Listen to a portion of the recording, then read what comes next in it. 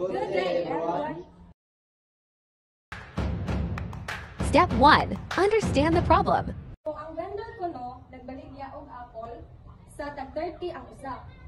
Og ang orange kay tag 25 ang isa.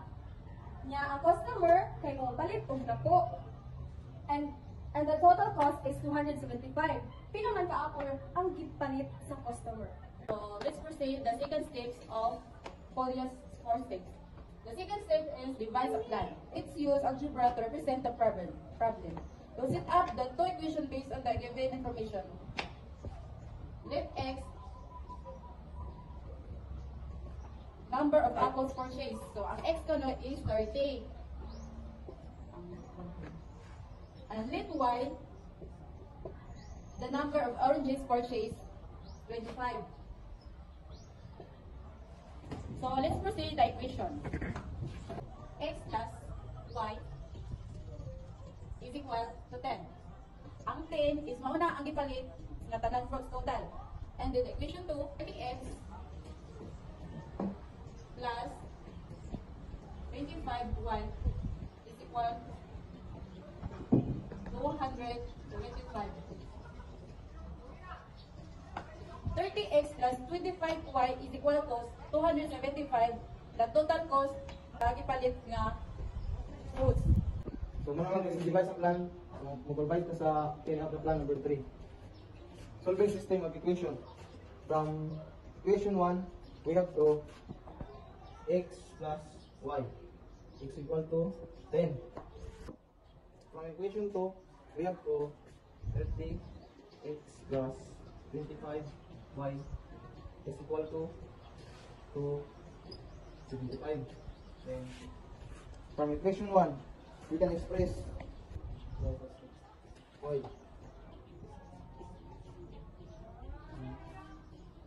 To y equals 10 minus x.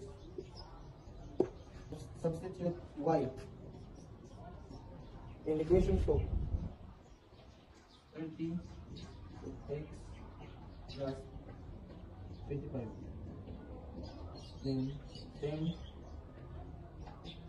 minus x. 10 equals to 75.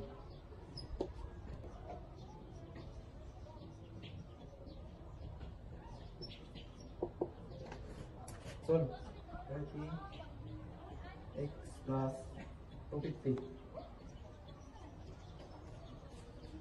minus 25x is equal to 275. So, wala naman nakuha man yung 250 kay 5 minus